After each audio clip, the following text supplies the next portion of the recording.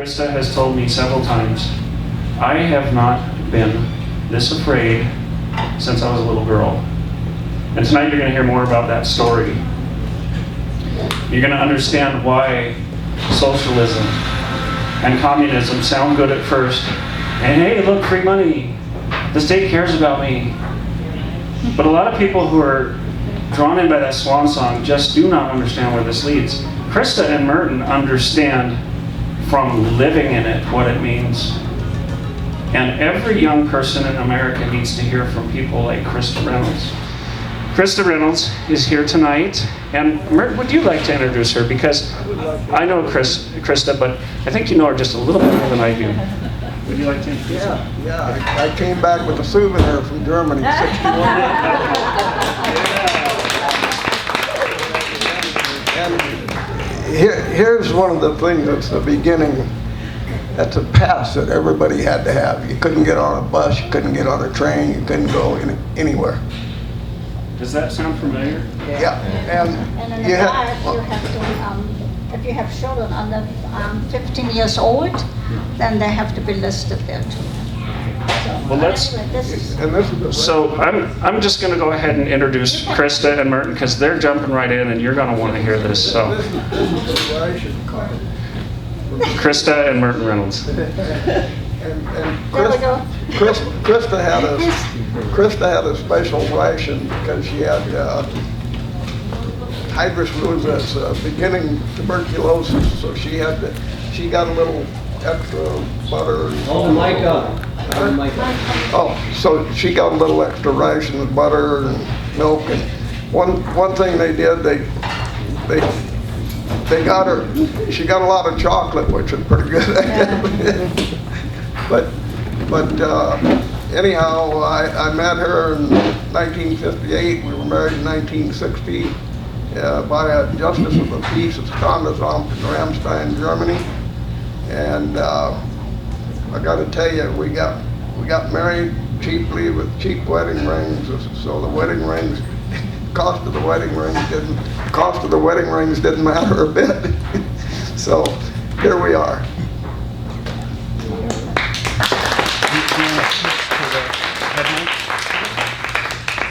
Here, I'll just I'll stand in the background here.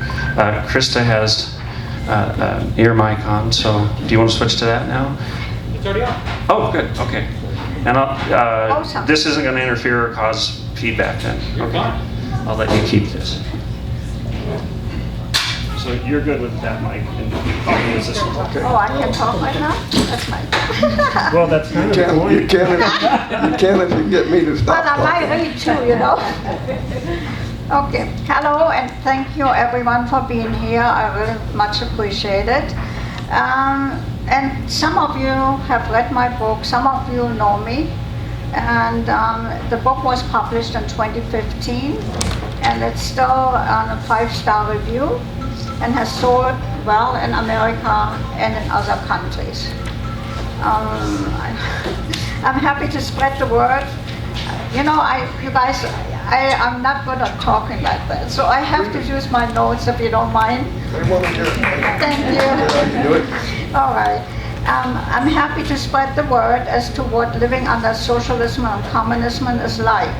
Spreading the word so that we do not repeat history was the intent for writing it. Now today we need to be paying attention to current events. Failing to do so will be at our expense. First of all, I would like to mention my dear Oma, grandmother, who also lived through 2 world wars.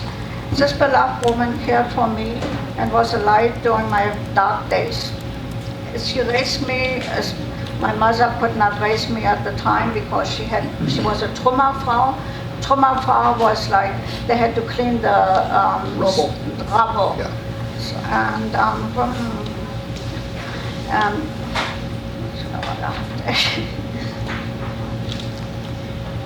Yeah, I don't know what would have happened to me if it wouldn't been for my Oma. She went without eating many days, so I might have a little extra bread. We were rationed a small loaf of bread for 7 days. It had to last 7 days. And so what she did, she took the little knife, and it was a loaf of bread, so it had crust, nice crust on there. So she marked for Monday, Tuesday, Wednesday, for 7 days, so we didn't run out of bread. And now I want to say a great thank you to my husband Mert, my dear husband Mert of 61 years, for helping me write the book. Many times I was crushed and wanted to give up. I didn't want to keep on with it, so it took time. Let me interrupt, and we thank her. Wait a minute, I'm not there yet. And a heartfelt thank to my daughter-in-law Sue for keeping me, or for being after me for years to write a book or write a journal for the grandkids, and it ended up to be a book. Thank you. And much needed is a shout out to Kelly of Viva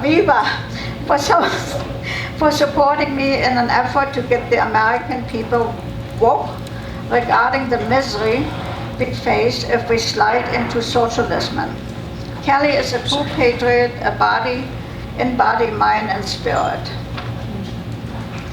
Okay, in 1930s, Hitler and the National Socialist Party, Nazis, came into power. At the beginning, it was all good.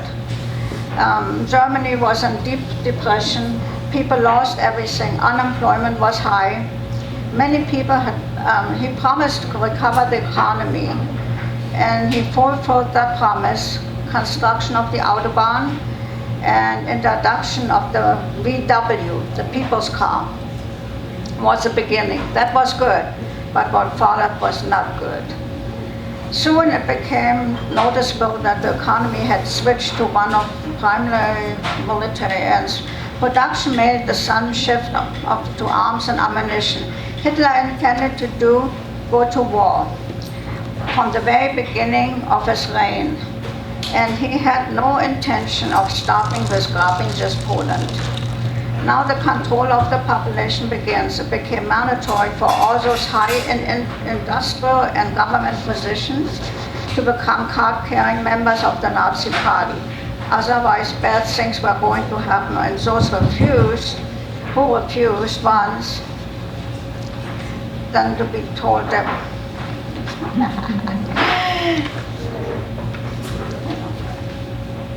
Once the leadership,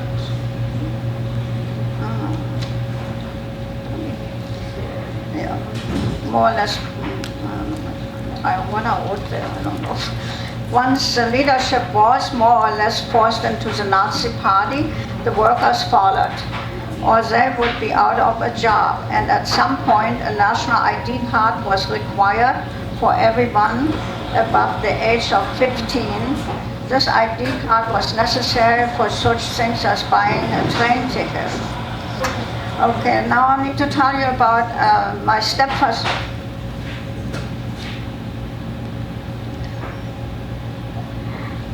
My stepfather's uncle, who was a director at the gas company in Berlin, and he was, he's supposed to be a Nazi. He's supposed to enter the Nazi Party, and he would not do that. So it came to a point where people came to he lived in an upscale neighborhood in a villa, and they were putting flyers on his wall. The villa was surrounded with a wall. So they put flyers up there, and it said he was against the Reich.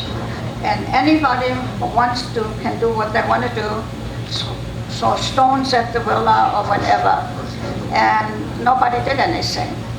So anyway, what happened, they started picking him up, and they just, they picked him up and brought him home again for a little while, and they were trying to force him to get into the Nazi Party, and he still wouldn't do it. And his wife kept saying, please do it, really. And that he said no. So one time they picked him up, he never came home. So what his wife then got the message that he had a heart attack and his body was cremated. I was there all the time. So, when you see the massive rallies, Hitler's rambling and screeching speeches, know that people had to be there. Many were willing, but many others were not. His speeches were broadcast on the radio and through sound systems throughout the streets, stores and factories. The Nazis even manufactured an inexpensive radio, the Volksempfänger, that meant like the folks, people radio, I guess. For the purpose of hearing Hitler.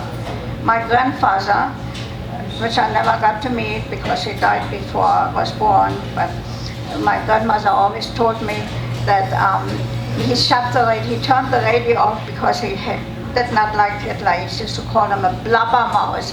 Blabbermaus is just some kind of, I don't know what it would be in English, like a big mouse or something like that. And had anyone known that he turned the radio off, that could have been bad news for him. And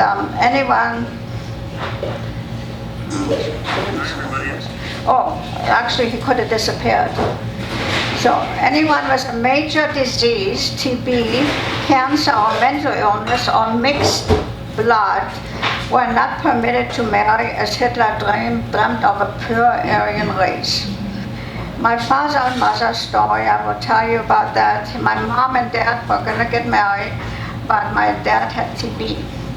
And, but they thought they beat the system somehow. And they, in Germany, I have this here, wait a minute, I'll show you what's going on here.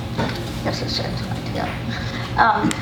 You have to be, before, this is years ago obviously, it was not now anymore, but what happened, you had to hang out at the Standesamt, for Justice the Peace, for 10 days.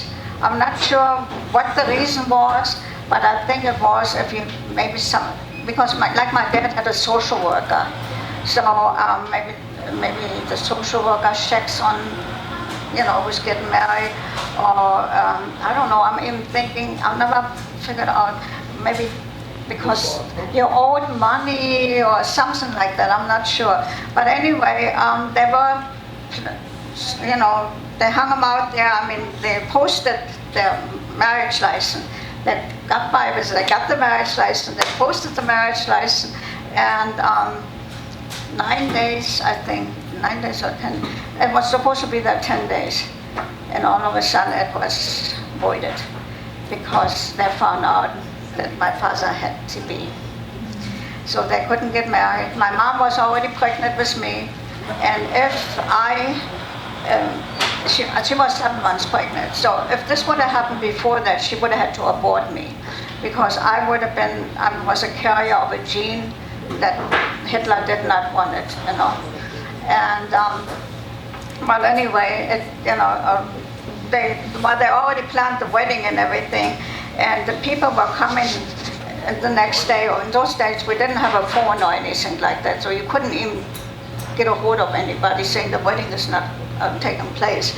So anybody, then when the people came, they had what they call, I don't know if anybody heard of this Polterabend. It's like just the day before you get married, actually, you can buy broken dishes and things like that, and then people come to your apartment, and then they saw the dishes down, and then the bride and groom have to come out, and they have to sweep it off. It's just some kind of custom. Yeah, but they had to come out and say the wedding is not going to take place. So anyway, that's all not good. I'll put my wait a minute.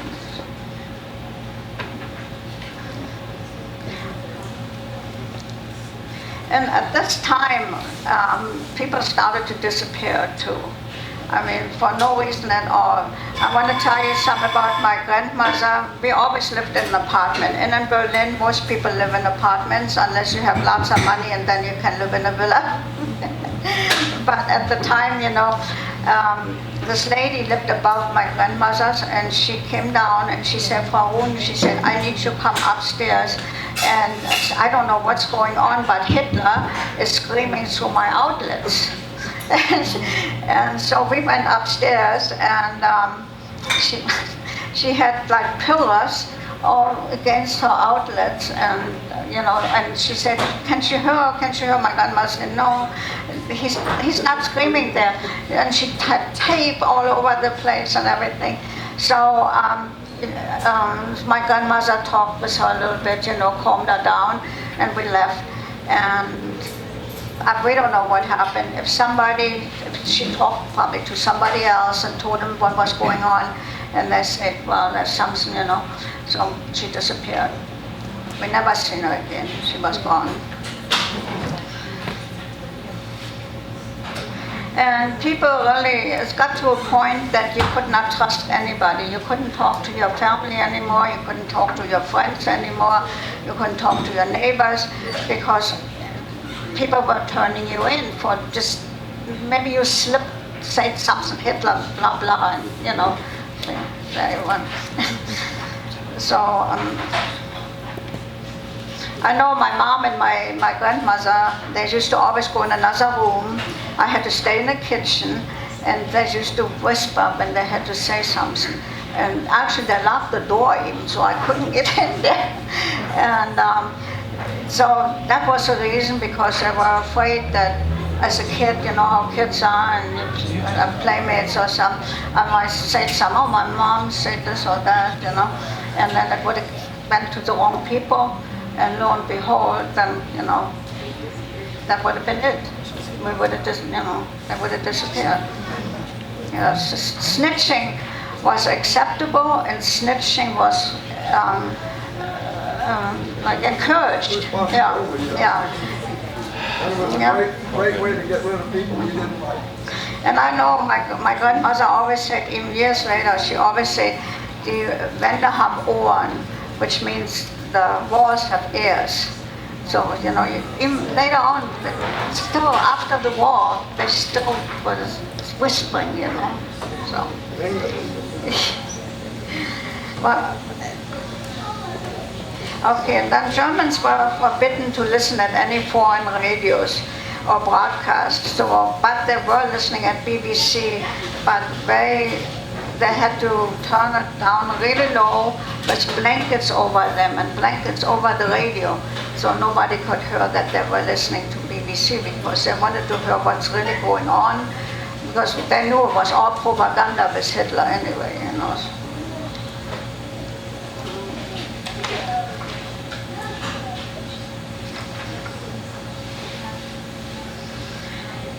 Even to this day, when I speak with my sister in Berlin, she is very secretive. She doesn't want to talk anything. If I ask, well, how is everything going?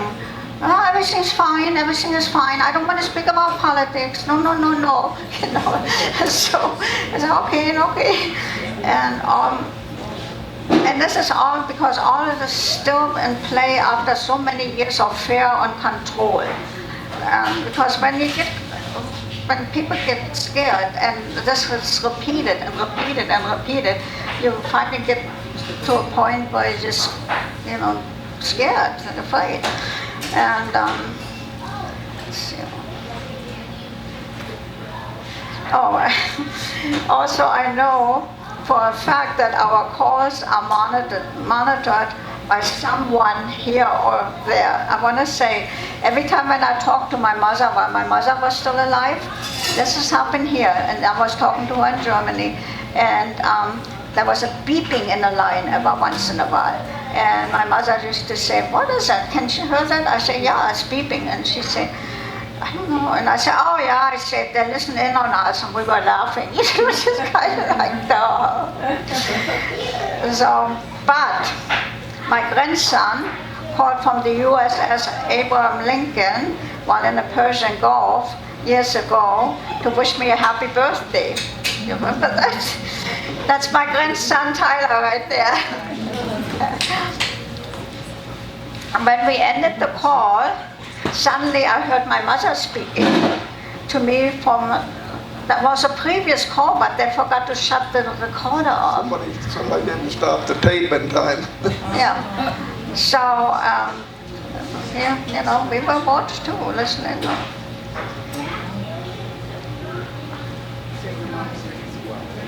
Yeah, you remember you were there, weren't you? Yeah. I wrote something, I can read it myself. Oh, this is what I already mentioned anyway. Yeah, I want to repeat it again. Once people get scared, they will be scared because it just sticks with you. You know, it's just like, and also they will follow the leader, you know, to the grave. Fear was my reality as a child, sitting in a bomb shelter with the aircraft flying over, bombs falling, people screaming and praying, and it still is with me today, sadly so, because I'm afraid of many things where I shouldn't be afraid of. And now I see this happen in our country, not from outward, not from war, but now beginning primarily with a face mask. Controlling and brainwashing begins gradually, builds until it's too late. Children are bombarded with thoughts of dying if they don't wear a face mask, something which likely will have an impact on the rest of their lives. So this is what's really sad. World War II ended at midnight, May 8:45, but the misery, pain, and suffering did not end with the signing of documents. It went on for months following the war. We were in ruins, facing 3 of the coldest winters ever recorded on the European continent, with little means of keeping warm and little food. But thankfully, the US, UK began getting food to us. Flour, dehydrated potatoes.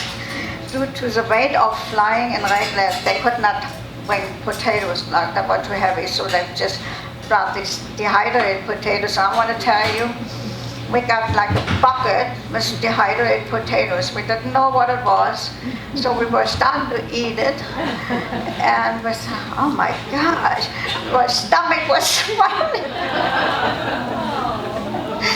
And yeah, what we found out later, we're supposed to soak them. Yeah, it was crazy. And then we got flour and flour. Oh, and then we also got buckets with molasses. And which was all right because we also got flour. And flour, my grandmother made flour and water and then put molasses in there.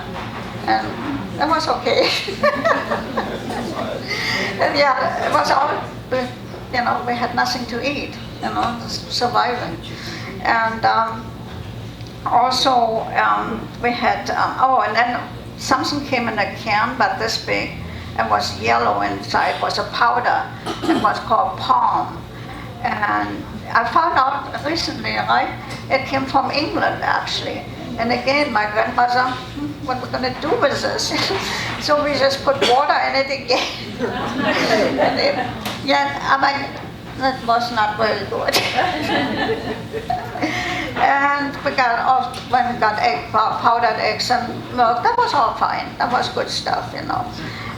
But if you're hungry, I guess I want to mention too, during the right after the war, until about 7 years after the war, we could not even get a dog or a cat. And I hate to say this, but I think people were eating them, you know. And my mom finally, 7 years after the war, she went to a farm and on the outskirts of Berlin, and there she bought the cat. So we finally had a little animal in the house, you know, because I was 12, you know, I just grew up, never had any animals. But, I want to mention one more thing, because my grandmother used to make, right after the war, I don't know when, right after the war, she made this nice brown gravy. And I used to say, oh man, it's so good, that brown gravy. And so, a year later or so, I said, Oma, I said, why don't you make that brown gravy anymore? And she said, you don't want that brown gravy anymore. And I said, why? She said, that was horse meat. So anyway, that was, no, thank you. Let me interrupt. Horses were used widely, and they died often in the streets from bombs and artillery. Horses go down, people run out with butcher knives and pans. And Russians commented they couldn't believe that city people could butcher an animal so fast. Yeah.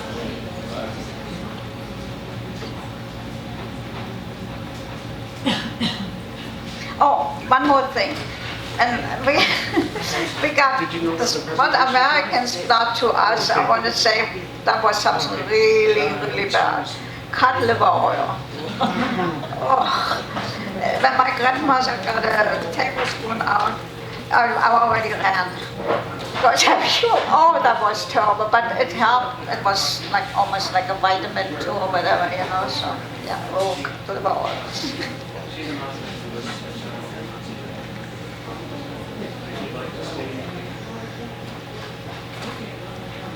Yeah, I got this already, covered this already. And I was 8 years old actually when I had my first chocolate. So now, I guess since I never had any chocolate before 8 years old, I'm addicted to chocolate. So that's it, you know, right? They can all watch. I always have a bowl.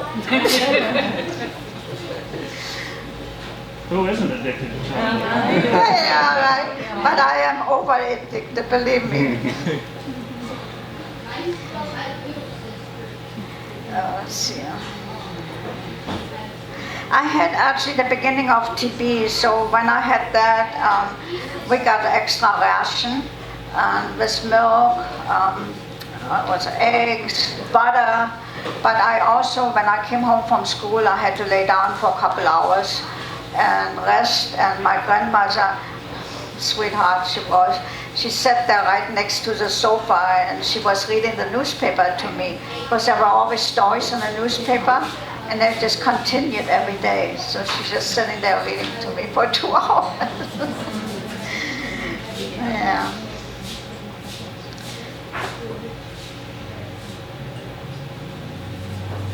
I'd like for you to maybe cover this about the divide, when they divided Germany there.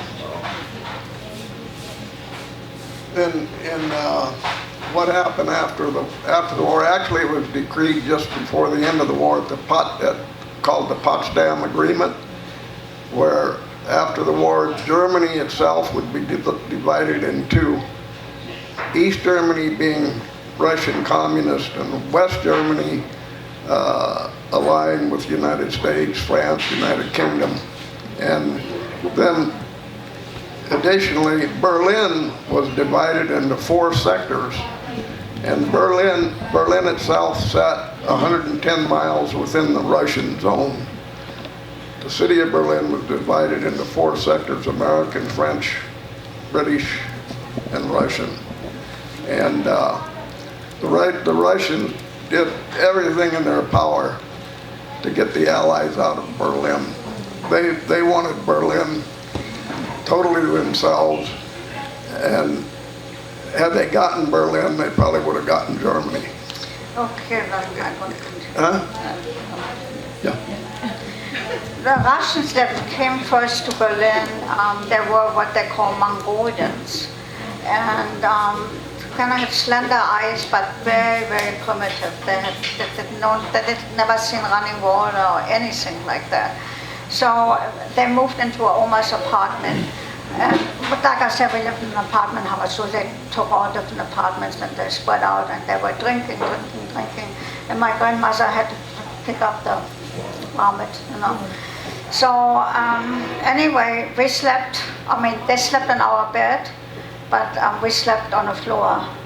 And we got bed bugs and lice. I had lice twice. And Yeah, and well, then it got so bad that we just went in a bomb shelter and spent time in there because, and a lot of the people that lived in the apartment house, they were also in a bomb shelter, just, they couldn't, and some of the younger ladies in there, they had coal all over their face and everything. And I remember turning around one time and I said, It was June of 1948. The Russians blockaded West Berlin. No traffic in or out of, no traffic in or out of West Berlin by road, rail, or water. And there were 2.4 million people. The Russians figured they could force the Allies out of Berlin, but Harry Truman said, we ain't leaving, do what you gotta do, and they started the Berlin airlift. Nobody knew what to do. We'd never done anything like that before. They made it up as they went along. They kept 2.4 million people supplied with fuel, coal, medicine, food, airplanes nose to tail. They called airplanes in from all over the world. The United States did. We had Navy, Air Force, the British, the French didn't participate because they were tied up in Indochina at the time, number one. Number two, they didn't particularly care if the Germans starved one way or the other. But anyway, they had a plane in and out about, it was every 2 to 6 minutes for 11 and a half months. They had two airfields, Tempelhof and a Royal British Air Force Base, Gatow. They needed another one, and there was a big section of land in the French sector, and they totally built an airfield in 90 days. And most of the labor building Tegel was women. The men were POWs, they were cripples from the war, or they were casualties of the war. So women were out there in wheelbarrows and shovels, and they got it done. 90 days, start to end. We couldn't even get the paperwork, the permits done in 90 days now. Then during the airlift, this gentleman right here, Colonel Gale Helmus, the nicest guy you could ever meet. He's still alive, he's 100 years old. He just beat COVID-19. He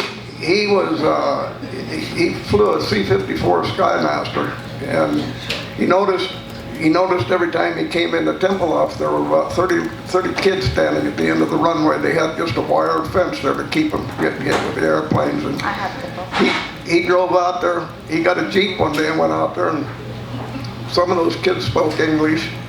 And he was impressed that they never, in spite of being malnourished, they never asked for a thing. And he started to walk away. He reached his pocket. He had 2 sticks of gum. So he turned around, went back, tore the sticks of gum in two, handed them through the fence. 4 kids got gum, and then they passed the wrappers around, and all these kids were just smiling. So he thought, well, if smelling the gum wrapper make him happy, I wonder if a few chocolate bars would do.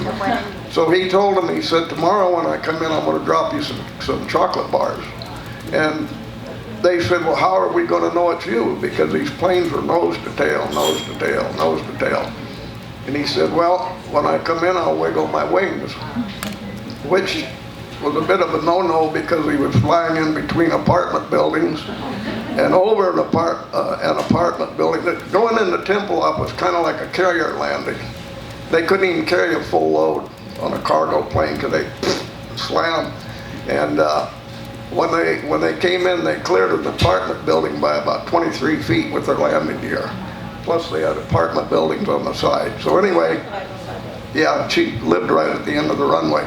So that night, Colonel Halverson and his crew used up their ration cards, got all the candy they could, stole everybody's handkerchiefs and made little parachutes, because a candy bar hitting you at 70, 80 mile an hour wouldn't be a good thing. So, and in the aircraft they had a chute. There you go.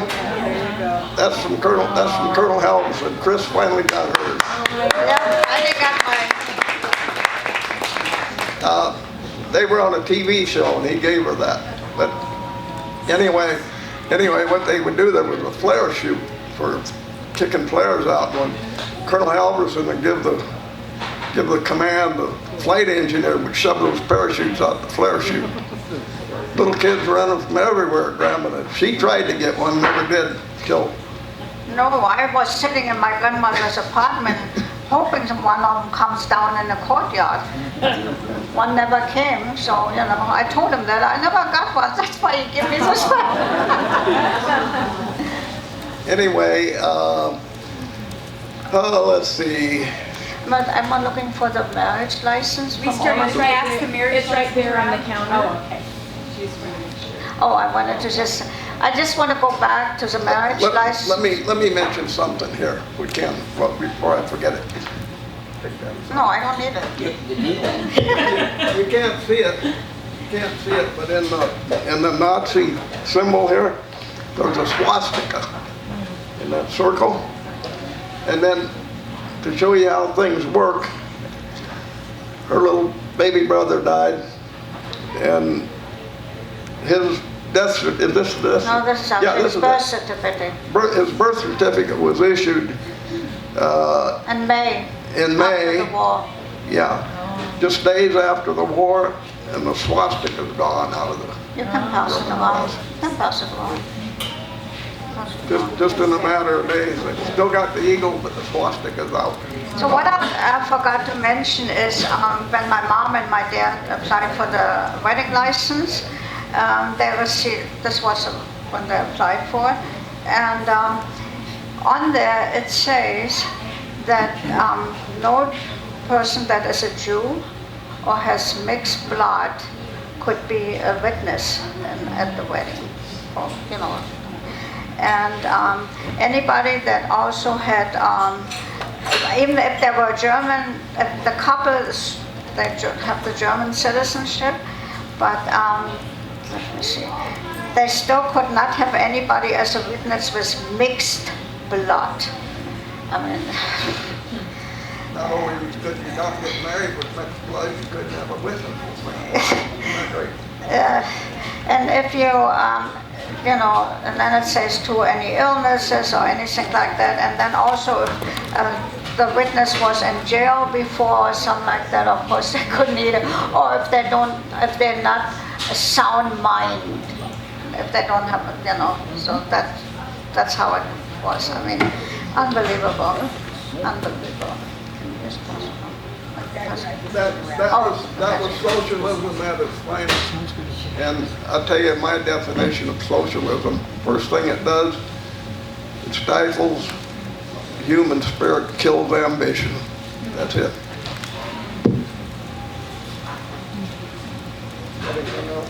Yeah, I have one more. You pretty much covered. We're not very practiced at this, you might know.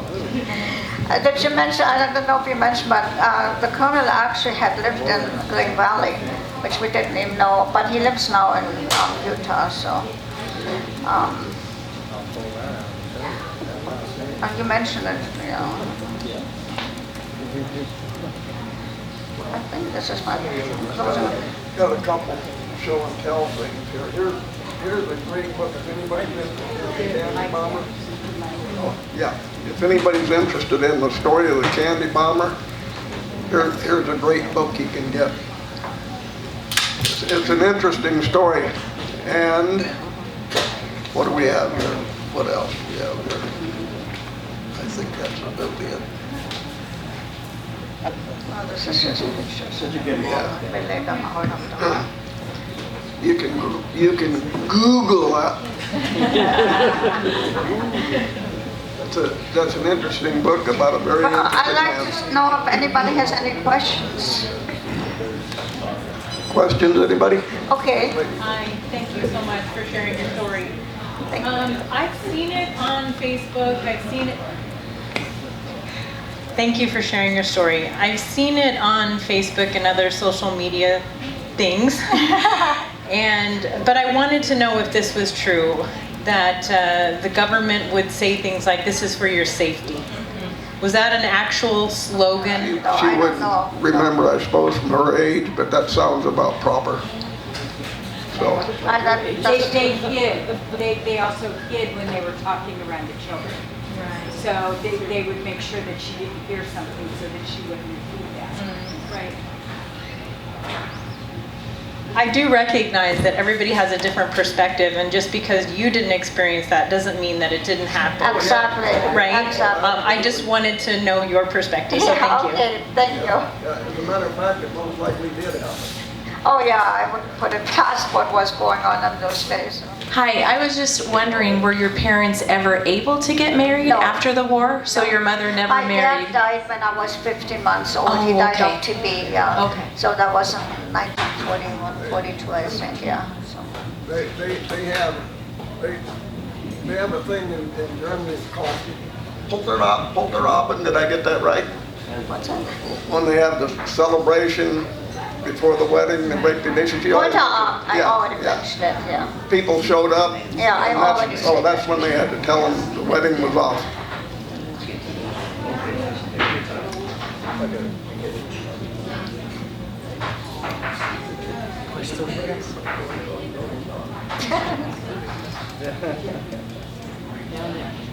Oh, my sister.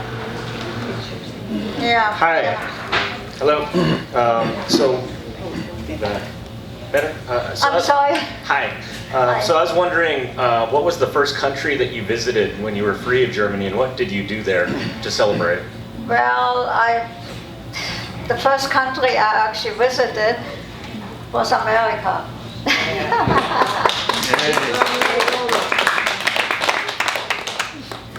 Thank you for your story. Thank you. I would like to know how you and your husband met. Oh, you don't want to know that.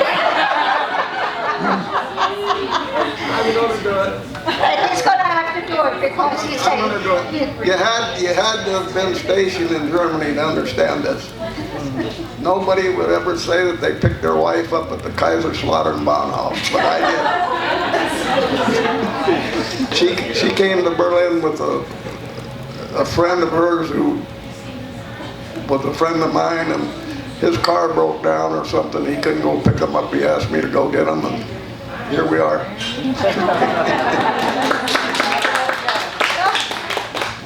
Would never say that 40, 50 years ago in the military, I'll tell you.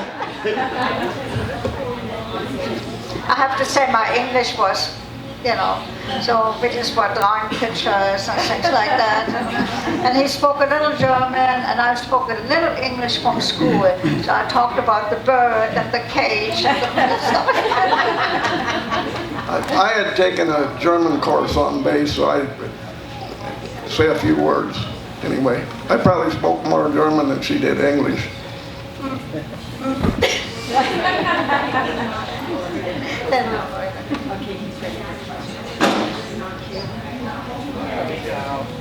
Hi.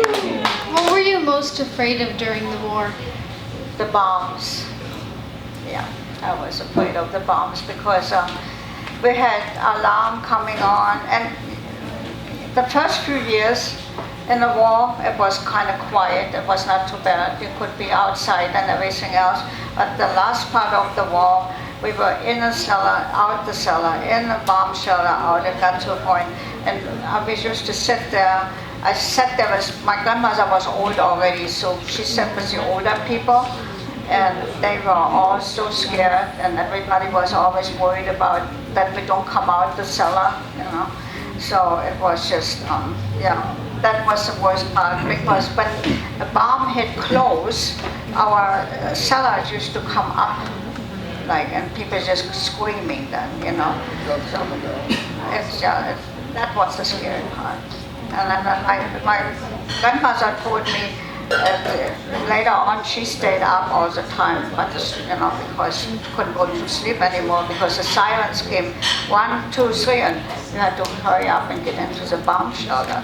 And as I said later on, it was sometimes only one siren.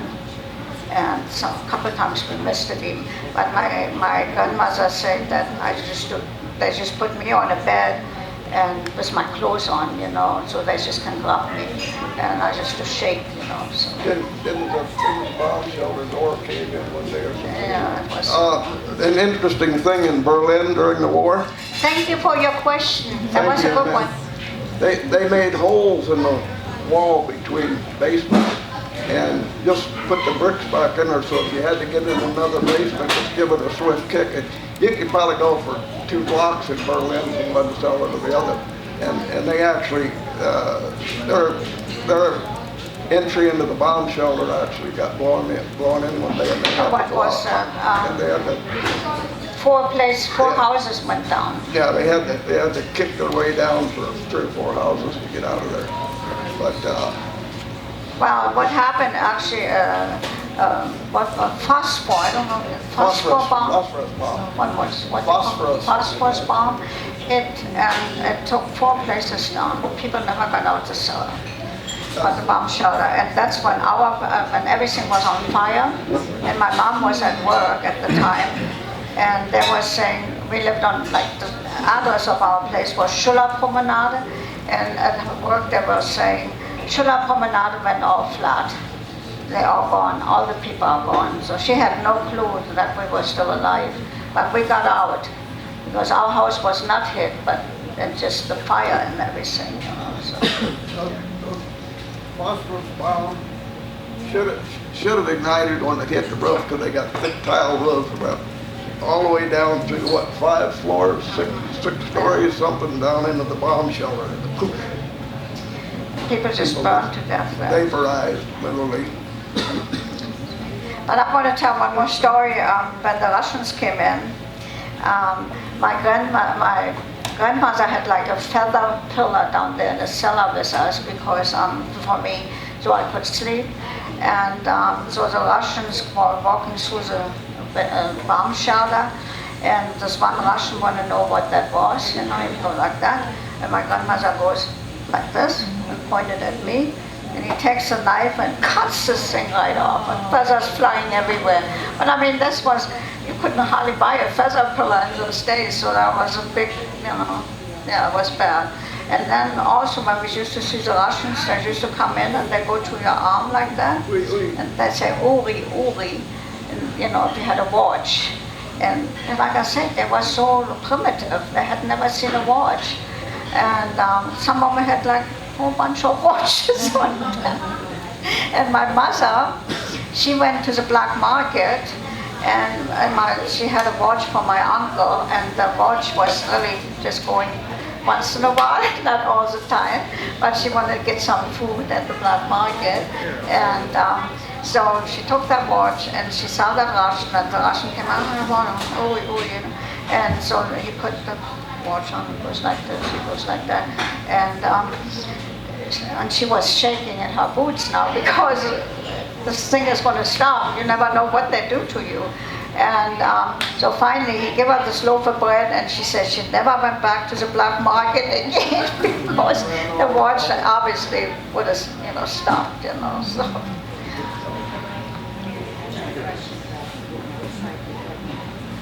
That's it.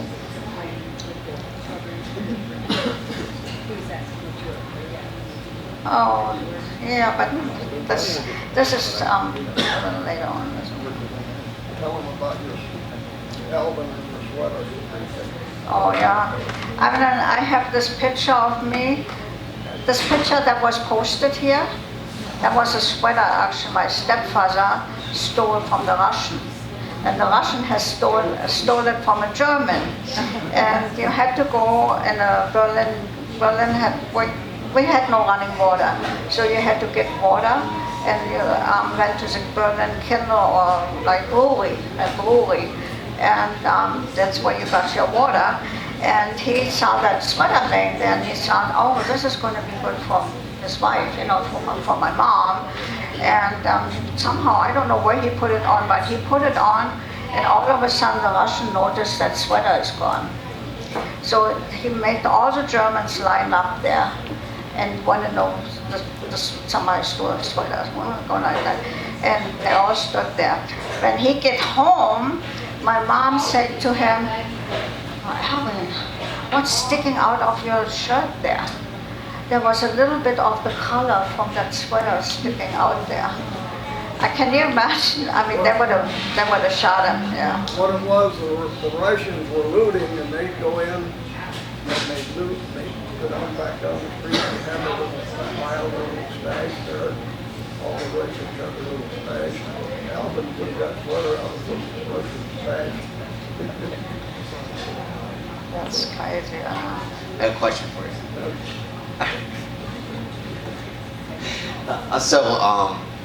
With the government or the Nazi Party controlling all the rations of food, like what extent would people go to get more food, and what would be the consequences?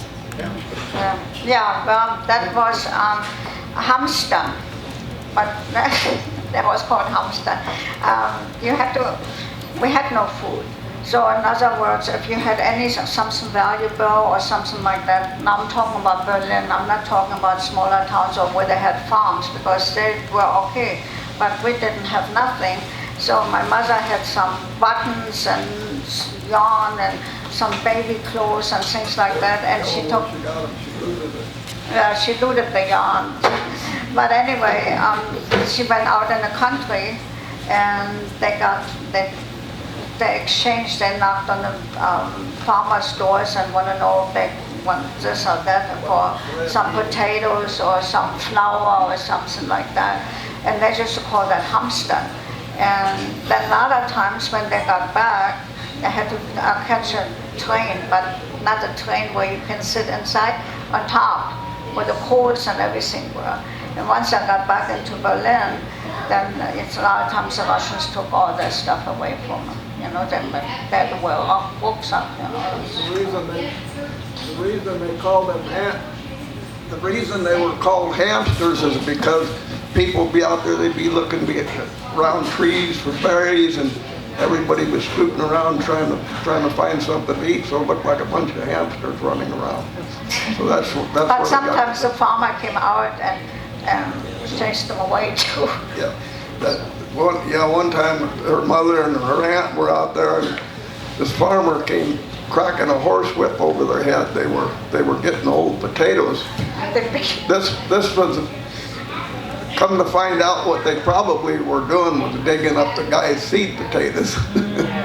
I think that's what are the little tiny potatoes. Yeah. Also, I think right after the war, also we had a lot of problems with rats and mice, and the rats were about as big as a cat.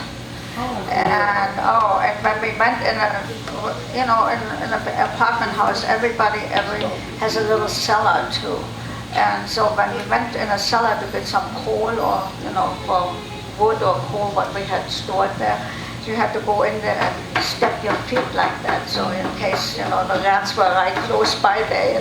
This is a bit morbid, but under the rubble, rats had plenty to eat in 1945.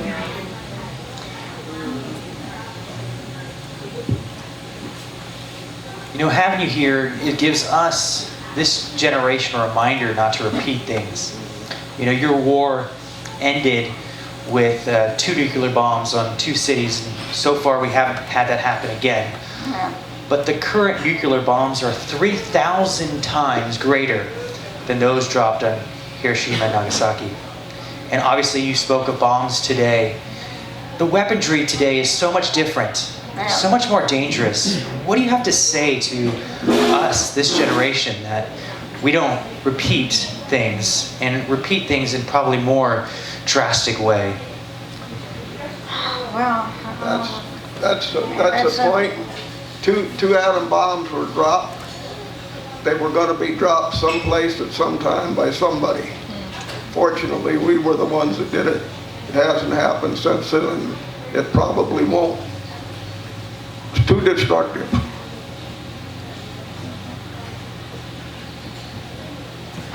So I'm going to go a little bit back to how Kelly opened this. Oh, I see. I'm right here. It's okay. And My phone died, so I'm not able to. I was doing a live video up until this point. And this is probably the point. This is what I wish I would have had when I ask you this question. So, you know, Kelly, you knew about his interaction with the board. You came that day and said, I haven't been this afraid since you were a child. Before I had met Kelly, before even that incident, I knew of the Board of Supervisors. They had put up the snitch line, and they had put up the, report your neighbor. And one of the first things that I posted on social media about that is I said, and just like that, we're Nazis. And I will have to tell you, maybe not the people in this group, but I wish, what's the answer that you have for this next question? So I actually got a lot of pushback on that, and there are still people today who will listen to your story, and they feel really bad about it. They see zero connection between what is happening today, where to me, I see an absolute repeat of history. So I have to believe that you also have some sense that there's a connection between what happened to you then and what is happening today. And what would you say that you see that is similar to what's going on today? That's a good one. It's just,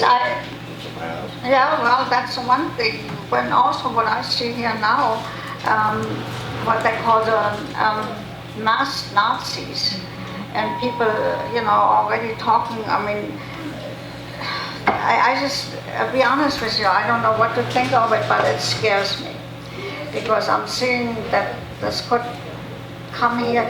And we had a war, 2 world wars, and I'm always keep thinking the 3rd World War might be just something like, I don't know, it's scary to me actually, and I don't like to see this. And I mean, when people go in a store and don't have a mask on, and somebody approaches them and starts shouting them and whatnot, and I tell you, this happened to me at Safeway.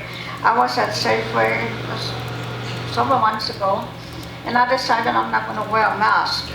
So fine, nobody said anything. I'm walking through there, and all of a sudden I get to the yoga counter or something, and this one lady comes up with her card, and my card was sitting this way, and she comes this way, and she was doing her thing, and all of a sudden she looked around, and she took off with her card like crazy. And a few minutes later, the manager comes up to me. See, this one was throwing already people out there, snitch. And the manager was very nice. She held up a couple of masks, and she said, would you like to have a mask, I said, no, I can't wear one. And I just kept on. And she said, okay. She was nice about it. So, because I'm not going to wear a mask. I'm go anywhere now without a mask, But I was kind of, in the beginning, when it first all came about, I was scared. Mel and I stayed home for about a month, and washed everything, and put the, when we got groceries, people got, my grandson got some groceries for us, and my friend got some groceries, and just like you all did, and cleaned everything up, wiped everything off, and washed the hands. And, it was just too much. And that's so scary to me that the snitching is awarded here too. Freedom Talk, this Freedom Talk series, was born out of a concern for our country and the idea that restoration of this country, a renaissance of this country, needs to start in every community by bringing in knowledge and understanding, by learning how to stand strong and stand tall without resorting to violence.